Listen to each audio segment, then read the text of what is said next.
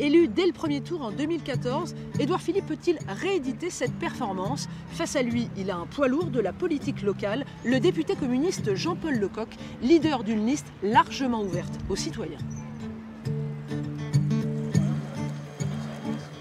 Jean-Paul Lecoq, une fois de plus, la gauche part désunie et on sait que c'est dangereux.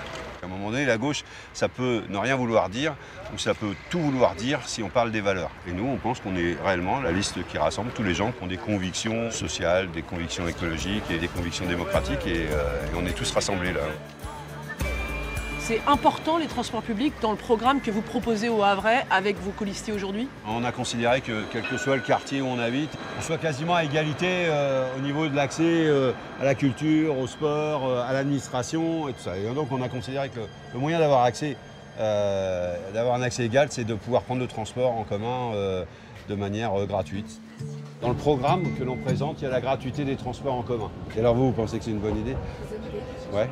Vous le prenez aussi beaucoup, le transport? Vous pensez que c'est pas réalisable? Moi je dirais, pour moi, qui est payant peut-être, mais peut-être un petit peu moins fort. Et il y a plein de villes en France qui l'ont fait. Et donc on se dit, ça mérite de regarder si au Havre on peut le faire. Pourquoi est-ce que vous nous avez emmenés ici dans cette entreprise de café? Moi j'aime le lien entre le Havre et le café, puisque c'est ce que mon grand-père déchargeait sur le port du Havre.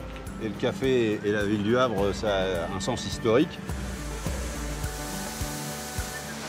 On parle souvent du Havre à travers ces très grandes entreprises, Renault, Total, etc. Moi j'ai aussi envie de parler du Havre avec les PME, les entreprises de moyenne taille, mais qui sont indispensables aussi à l'emploi local.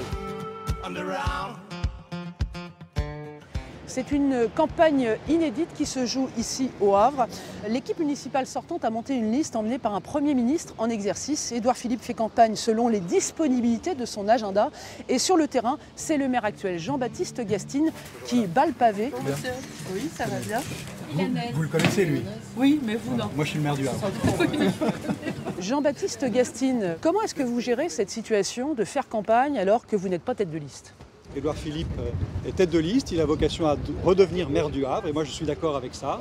Mais il est pour l'instant chef du gouvernement et donc il conduit le gouvernement pour Emmanuel Macron. Et tant qu'il aura la confiance du président et tant qu'il aura la confiance de l'Assemblée, il restera à Matignon. Et moi j'exercerai les fonctions de maire comme je le fais depuis le mois de mars et comme je continue à le faire aujourd'hui. Mais s'il a la confiance d'Emmanuel Macron très très longtemps, ça peut durer 2 ans de plus. Oui, ça peut durer entre 1 mois et 2 ans. Et 2 ans.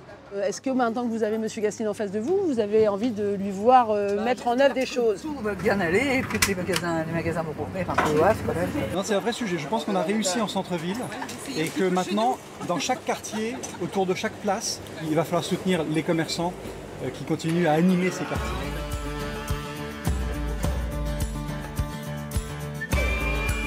Jean-Baptiste Gastine, pourquoi vous nous avez emmenés dans ce quartier-là spécifiquement On est au cœur du nouveau campus Havrais. Les jeunes Havrais vont pouvoir trouver ici une offre universitaire de plus en plus diversifiée.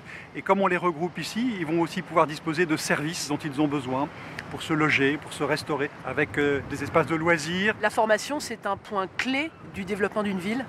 Oui, bien sûr, parce que tout le développement économique de la ville dépend de notre capacité à former des jeunes en particulier, mais aussi à former des gens tout au long de leur vie pour qu'ils puissent répondre aux besoins des différents acteurs économiques, administratifs, institutionnels de ce territoire.